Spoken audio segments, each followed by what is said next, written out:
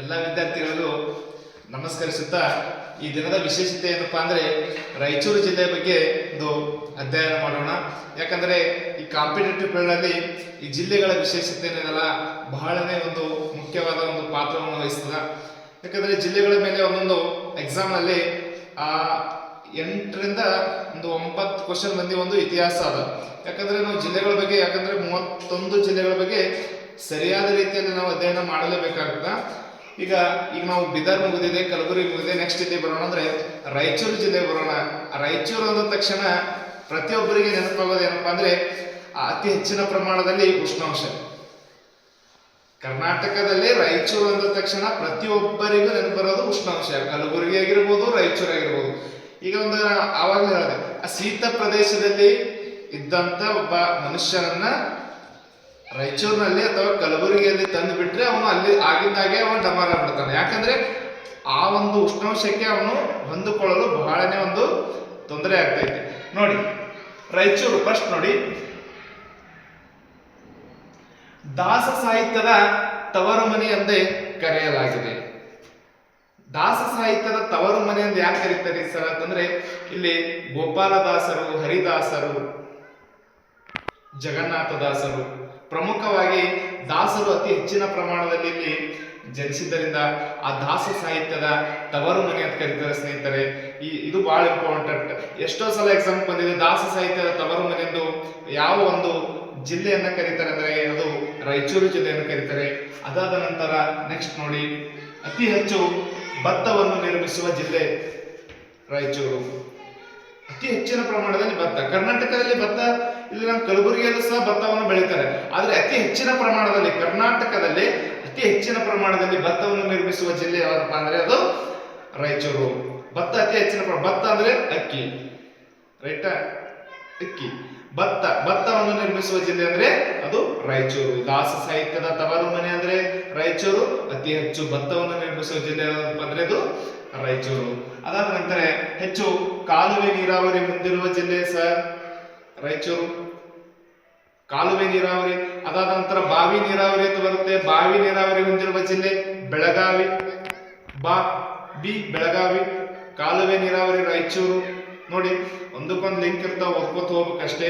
ಬಾವಿ ನೀರಾವರಿ ಬೆಳಗಾವಿ, ಕಾಲುವೆ ನೀರಾವರಿ ಹೊಂದಿರುವ ಜಿಲ್ಲೆ ಯಾವ್ದಪ್ಪ ಅಂದ್ರೆ ಅದು ರಾಯಚೂರು. ಮತ್ತು ಅತಿ ಹೆಚ್ಚು ಉಷ್ಣಾಂಶ ಹೊಂದಿರುವ ಜಿಲ್ಲೆ ಅದು ನಮ್ಮ ರಾಯಚೂರು. ಅಪಾರ ಪ್ರಮಾಣದಲ್ಲಿ ಉಷ್ಣಾಂಶ. ಒಂದೊಂದು ಸಲ ಏನಾಗ್ತಾ ಇತ್ತಪ್ಪ ಅಂದ್ರ ಆ ಬಿಸಿಲು ಅತಿ ಹೆಚ್ಚಿನ ಪ್ರಮಾಣದಲ್ಲಿ ಬೇಸಿಗೆಯಲ್ಲಿ ಬಿಸಿಲಿದ್ದಂತ ಸಮಯದಲ್ಲಿ ಕೆಳಗಡೆ ಒಂದು ಹೊರಗಡೆ ಏನಪ್ಪಾ ಅಂದ್ರೆ ಆಮ್ಲೆಟ್ ಹಾಕಿದ್ರೆ ಏನಾಗ್ತದೆ ಸ್ನೇಹಿತರೆ, ಇದು ತತ್ತಿ ಒಡೆದು ಹಾಕಿದ್ರೆ ಆಮ್ಲೆಟ್ ಆಗ್ಯದ್ರಿ. ಒಂದೊಂದ್ಸಲ ಟ್ರೈ ಮಾಡಿರೋದು ನಮ್ಮ ಕಲಬುರಗಿಯಲ್ಲಿ ಆಗಿರ್ಬೋದು, ರಾಯಚೂರಲ್ಲಿ ಆಗಿರ್ಬೋದು. ಆ ಪ್ರಮಾಣದಲ್ಲಿ ಬಿಸಿಲಿತ್ತು. ಒಂದೊಂದ್ಸಲ ಏನಾಗಿದೆ, ಹಸಿ ತತ್ತಿ ಏನಪ್ಪಾ ಅಂದ್ರ ಹಿಂಗ್ ಒಡೆದು ರೋಡಿನ ಮೇಲೆ ಹಾಕಿದ್ರೆ ಅದು ಆಮ್ಲೆಟ್ ಆಗ್ಬಿಡ್ತಿತ್ತು. ಅಷ್ಟು ಬಿಸಿಲು ಇರ್ತಿತ್ತು. ಆ ಒಂದು ಎಷ್ಟು ಡಿಗ್ರಿ ಸರ್ ಅಂತಂದ್ರ 45.6 degree Celsius. 45.6 degree Celsius. 1928 May 3ರಂದು 1928 ಮೇ 3ರಂದು ಆ ಒಂದು ಅಂದಾಜಿನ ಅವತ್ತು ಹೈಯೆಸ್ಟ್ ಟೆಂಪರೇಚರ್ ಎಷ್ಟು 45.6 degree Celsius. 45.6 degree Celsius highest ಪ್ರಮಾಣದಲ್ಲಿ.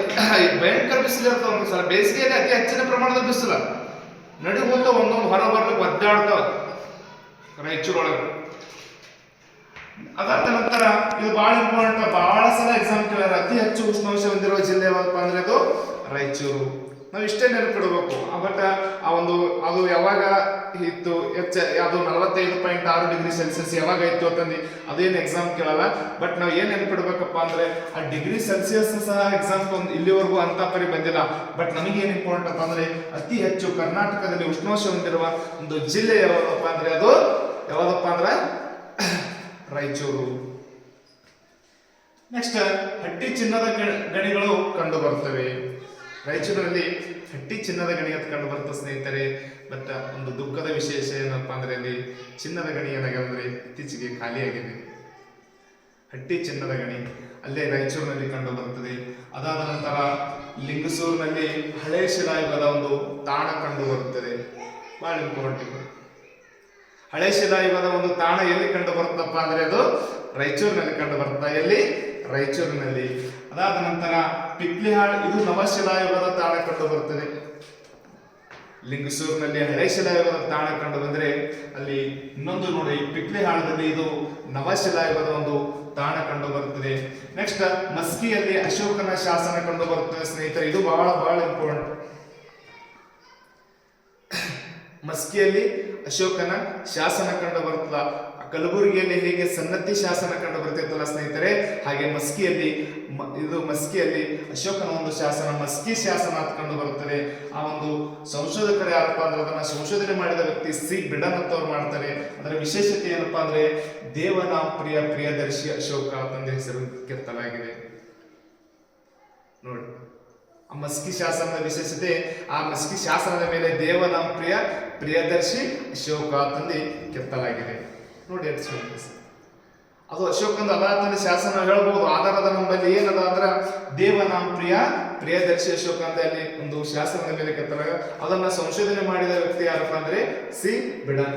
ಸಂಶೋಧನೆ ಮಾಡಿದ ವ್ಯಕ್ತಿ ಯಾರಪ್ಪ ಅಂದ್ರೆ ಸಿ ಬಿಡನ್ ಎಂಬ ವ್ಯಕ್ತಿ ಸಂಶೋಧನೆ ಮಾಡ್ತಾರೆ ಸ್ನೇಹಿತರೆ.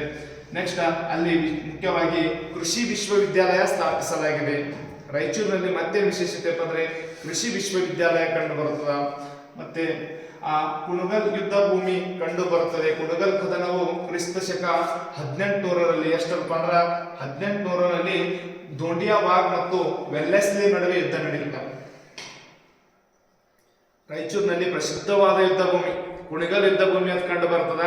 ಅಲ್ಲಿ 1800ರಲ್ಲಿ ಕುಣಿಗಲ್ ಕಾಳಗ ನಡೀತದ. ಆ ಕುಣಿಗಲ್ ಕದನದಲ್ಲಿ ಆ ದೋಂಡಿಬಾಗ್ ಮತ್ತು ವೆಲ್ಲೆಸ್ಲಿ ನಡುವೆ ಭಯಂಕರವಾದ ಒಂದು ಯುದ್ಧ ನಡೆದಿತ್ತು ಎಂದು ಹೇಳಲಾಗುತ್ತದೆ. ಅದಾದ ನಂತರ ದಕ್ಷಿಣಕ್ಕೆ ನೋಡಿ, ದಕ್ಷಿಣಕ್ಕೆ ತುಂಗಾಭದ್ರಾ ನದಿ ಮತ್ತು ಉತ್ತರಕ್ಕೆ ಕೃಷ್ಣಾ ನದಿಗಳ ನಡುವಿನ ಏನು ಪ್ರದೇಶ ಕಂಡು ಬರ್ತಲ್ಲ, ಆ ಪ್ರದೇಶಕ್ಕೆ ನಾವೇನಂತ ಕರಿತೀವಪ್ಪ ಅಂದ್ರೆ ದೋ ಅಬ್ ಪ್ರದೇಶ. ಆ ಎರಡು ನದಿಗಳ ಮಧ್ಯೆ ಒಂದು ಪ್ರದೇಶ ಕಂಡು ಬರ್ತಲ್ಲ, ಆ ಪ್ರದೇಶವನ್ನು ನಾವು ದೋ ಅಬ್ ಪ್ರದೇಶ ಅಂತ ಕರಿತೀವಿ. ಆ ನೋಡಿ ರಾಯಚೂರು ದೋ ಅಬ್ ಪ್ರದೇಶ, ದಕ್ಷಿಣಕ್ಕೆ ತುಂಗಾಭದ್ರಾ ನದಿ ಮತ್ತು ಉತ್ತರಕ್ಕೆ ಕೃಷ್ಣಾ ನದಿಗಳ ನಡುವಿನ ಒಂದು ಪ್ರದೇಶವಾಗಿರುವ ಈ ಜಿಲ್ಲೆಗೆ ರಾಯಚೂರು ದೋ ಅಬ್ ಪ್ರದೇಶ ಎಂದು ಕರಿತೀವಿ ಅನ್ನುವರು. ದೋ ಪ್ರದೇಶ ಅದ್ರ ಸಲುವಾಗಿ ಉಚ್ಚನಾಗಿ ಹೊಡೆದಾಡೋದು ಎಷ್ಟೋ ವರ್ಷಗಳ ಕಾಲ ಮೆಟ್ಮೆಟ್ಟೆ ಹೊಡೆದಾಡೋದು. ವಿಜಯನಗರ ಸಾಮ್ರಾಜ್ಯ ಮತ್ತು 4 ಶಾಹಿ ಮನೆತನಗಳು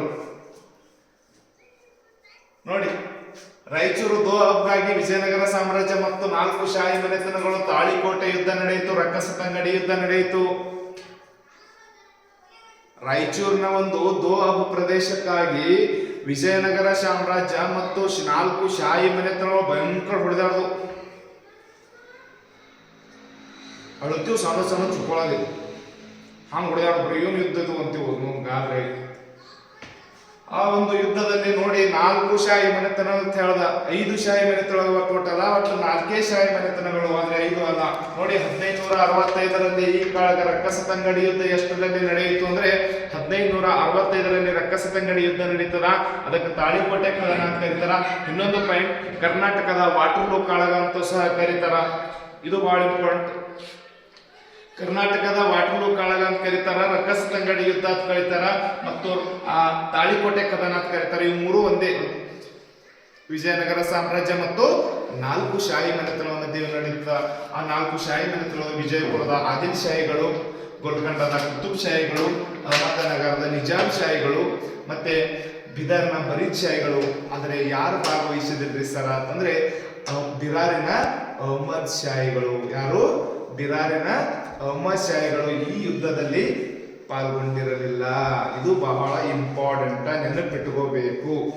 ನಾಳೆ ಹಿಂಗೆ ಕ್ವಶನ್ ತಂದಿಟ್ಟಿರ್ತ, ನಾನೇ ಸಲ ಒಗದೀನಿ. ಯಾವ ಶಾಹಿ ಮನೆತನಗಳು ರಕ್ಕಸತಂಗಡಿ ಯುದ್ಧದಲ್ಲಿ ಭಾಗವಹಿಸಲಿಲ್ಲ? ಬಿರಾರಿನ ಅಹಮದ್ ಶಾಹಿಗಳು. ಸಾರಿ, ಬಿರಾರಿನ ಬಿರಾರಿನ ಅಹಮದ್ ಶಾಹಿಗಳು ಅಲ್ಲಿ ಭಾಗವಹಿಸಿದಿಲ್ಲ. ನೆಕ್ಸ್ಟ್ ತಾಳಿಕೋಟೆ ಇದು ಭಯಂಕರ. ಯಾಕಂದ್ರೆ ಆ ಬಿಜಾಪುರ ನೋಡ್ರಲ್ಲ, ಆ ವಿಜಯಪುರದ ಆದಿಲ್ ಶಾಹಿಗಳು ಭಯಂಕರ ಡೇಂಜರ್. ಹಂಪಿ ಅಂತ ವಿಜಯನಗರ ಸಾಮ್ರಾಜ್ಯ ಕರ್ನಾಟಕವನ್ನು ಸುದೀರ್ಘವಾಗಿ ಭಯಂಕರ ಅಪಾರ ಸಂಪತ್ತು. ಎಲ್ಲಿ ನೋಡ್ತಾರೆ ವಜ್ರ ವೈಡೂರ್ಯಗಳು, ಕಾಲ ಬಂಗಾರ ಬಿದ್ದು ಒದ್ದಾಡ್ತೀವಿ. ಅಂತ ಸಾಮ್ರಾಜ್ಯವನ್ನ ಅದಕ್ಕೆ ಅಂತ ಆ ಒಂದು ರಕ್ಕಸತಂಗಡಿ ಯುದ್ಧ ಮತ್ತು ತಾಳಿಕೋಟೆ ಯುದ್ಧ ನೋಡಿದಂತ ಒಂದು ಚಿಕ್ಕ ಮಗು ಹೇಳುತ್ತ ಸ್ನೇಹಿತರೆ, ಏನಂತ ಹೇಳ್ತದ, ಅಲ್ಲಿ ಒಂದು ಚಿಕ್ಕ ಮಗು ಅವ ಆನಿ ಬತ್ತು ಆನಿ ಬತ್ತು ಅಂತ ಆ ಪಾರ ಅವ್ರ ಹೋಗುತ್ತಾಳ, ಆನಿ ಬತ್ತು. ಅವಾಗ ಒಂದು ಹಾಡ ಹಾಡ್ತಾರೆ, ನೆನಪದ ನಾವೇ ಹಾಡ್ತೀವಿ, ಆನೆ ಬಂತೊಂದಾನೆ ಯಾವ ಊರಾನೆ, ವಿಜಯಪುರದ ಆನೆ ಇಲ್ಲಿಗೆ ಯಾಕೆ ಬಂತು, ಹಾದಿ ತಪ್ಪಿ ಬಂತು, ಹಾದಿಗೊಂದು ದುಡ್ಡು ಬೀದಿಗೊಂದು ದುಡ್ಡು.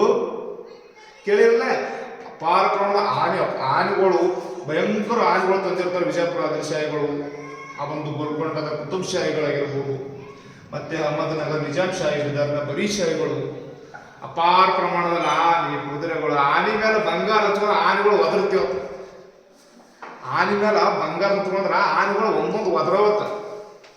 ಈ ವಿಜಯನಗರ ಸಾಮ್ರಾಜ್ಯದ ಏನು ಸಂಪತ್ತು ಇರ್ತಲ್ಲ ಅದು ಕೊಳ್ಳೆ ಹೊಡೆದು ಒಯ್ಯೋ ಟೈಮಿಗೆ ಆನೆಗಳ ಮೇಲೆ ಎತ್ತಿಟ್ರು ಬಂಗಾರದ ನಾಣ್ಯಗಳು, ಆನೆಗಳು ಒಮ್ಮೊಮ್ಮೆ ಬಡ್ದಾಡೋ ಒದಟ್ಟು ಎಷ್ಟು ಹೇಳ್ತಿರ್ಲಿ ಅನ್ನೋ ಒಂದೊಂದು. ಆ ಹಾಡ ಅದಕ್ಕೆ ಬಂದದ್ದು. ಇಲ್ಲಿ ರಕ್ಕಸತಂಗಡಿ ಇದ್ದ ಆನಿ ಬಂತ ಸುಮ್ಮಂತ ಇರ್ತಿದ್ರೆ, ಆನಿ ಬಂತೊಂದ ಆನೆ ಯಾವೂರಾನೆ, ಬಿಜಾಪುರ ಆನೆ. ಯಾಕೆ ಬಂತು, ಯುದ್ಧ ಮಾಡಿ ಒಟ್ಟು ಸಂಪತ್ತು ಲೂಟಿ ಹೊಡ್ಲಿಕ್ಕೆ ಬಂತು, ರೈಟಾ? ಇಲ್ಲ ನಾವು ಏನ್ ನೆನಪಿಟ್ಕೋಬೇಕಪ್ಪ ಅಂದ್ರೆ ನೋಡಿ, ಇತಿಹಾಸ ಬಾಳದ ರಾಯಚೂರಿನ ದೋಬ್ಗಾಗಿ ವಿಜಯನಗರ ಸಾಮ್ರಾಜ್ಯ ಮತ್ತು 4 ಶಾಹಿ ಮನೆತನಗಳು ಬಹಳ ವರ್ಷದಿಂದಲೂ ಕಾದಾಟ ನಡೆಸಿ ಕೊನೆಗೆ ವಿಜಯ ಯಾರಿಗೆ ದೊರೆತಪ್ಪ ಅಂದ್ರೆ ಅದು 4 ಶಾಹಿ ಮನೆತನಗಳಿಗೆ ಒಂದು ವಿಜಯ ದೊರೆತ ಆಡಳಿತ ಅಧಿಕಾರಿ ಯಾರಾಗಿರ್ತಾರಂದ್ರ ಆ ಒಂದು ಅಳಿಯ ರಾಮರಾಯ ಆಗಿರ್ತಾರ ಸ್ನೇಹಿತರೆ. ಅಳಿಯ ರಾಮರಾಯ ಅಲ್ಲೇ ಸೋಲನ್ನು ಅನುಭವಿಸ್ತಾನ, ಪರಾಜಯ ಆಗ್ಬಿಡ್ತಾನ. ಅದಾದ ನಂತರ 1565 ನಡೀತಂಥದ್ದು ಬಹಳನೇ ಇಂಪಾರ್ಟೆಂಟ್. ಇಲ್ಲಿ ಯರ್ಮರಸ್ ವಿದ್ಯುತ್ ಸ್ಥಾವರ ಕಂಡು ಬರುತ್ತದೆ. ಇಲ್ಲಿ ಯರ್ಮರಸ್ ಅಂದು ಒಂದು ವಿದ್ಯುತ್ ಸ್ಥಾವರದ ಸ್ನೇಹಿತರೆ ಅದು ಸಹ ಕಂಡು ಬರ್ತದೆ. ಈ ರಾಯಚೂರಿನ ವಿಶೇಷತೆ ಬಹಳ ಇಂಪಾರ್ಟೆಂಟ್. ಎಕ್ಸಾಮ್ ಪ್ರಪೋಸ್ ಆಗಿ ಎಲ್ಲರೂ ದಯವಿಟ್ಟು ಒಂದು ಒಳ್ಳೆಯ ರೀತಿಯಲ್ಲಿ ಓದಬೇಕೆಂದು ನಾವು ಇಷ್ಟು ಕೇಳಿಕೊಳ್ಳುತ್ತೇವೆ. ನಾವು ನೆಕ್ಸ್ಟ್ ಎಲ್ಲ ನೋಡಿದೀವಿ. ನೆಕ್ಸ್ಟ್ ಏನಪ್ಪಾ ಅಂದ್ರೆ ಎಲ್ಲರಿಗೂ ಧನ್ಯವಾದಗಳು. ಇಲ್ಲಿ ಒಂದು ಲೈನ್ ಇದೆ, ಸುಮ್ಮನೆ ಬರೆದಿದ್ದೆವು. ನಿಮ್ಮ ಒಂದು ಮಾತು ಒಬ್ಬರನ್ನು ನಗಿಸುತ್ತೆ, ಮತ್ತೊಬ್ಬರನ್ನು ಅಳಿಸುತ್ತೆ. ಯೋಚನೆ ಮಾಡಿ ಮಾತನಾಡಿ ಸ್ನೇಹಿತರೆ. ನೀವು ಒಂದು ಏನಾದ್ರೂ ಮಾತನಾಡುವಂತ ಸಮಯದಲ್ಲಿ ಅದು ಒಬ್ಬರಿಗೆ ಏನಂತಂದ್ರ ಖುಷಿ ಪಡಿಸ್ತದ, ಇನ್ನೊಬ್ಬರಿಗೆ ಏನ್ ಮಾಡ್ತಂದ್ರ ನೋವು ಪಡಿಸ್ತದ. ಆ ಒಂದು ಮಾತನಾಡುವಂತ ಶೈಲಿ ಎಲ್ಲರಿಗೂ ಮಾತನಾಡಕ್ ಬರ್ತದೆ ಸ್ನೇಹಿತರೆ. ಪ್ರತಿಯೊಬ್ಬರು ಮಾತಿನ ಮೇಲೆ ಒಂದು ಹಿಡಿತವನ್ನು ಸಾಧಿಸಬೇಕು. ಯಾಕಂದ್ರೆ ಮಾತು ಎಲ್ಲರೂ ಆಡ್ತಾರೆ. ನೀವೊಂದು ಏನಾದ್ರೂ ಒಂದು ಅಂದಂತ ಮಾತು ಕೆಲವೊಬ್ಬರನ್ನ ಖುಷಿ ಪಡಿಸ್ತದ, ಇನ್ನೊಬ್ರು ಕೆಲವೊಬ್ಬರನ್ನ ಏನ್ ಮಾಡ್ತದ ನೋವು ಪಡಿಸ್ತದ.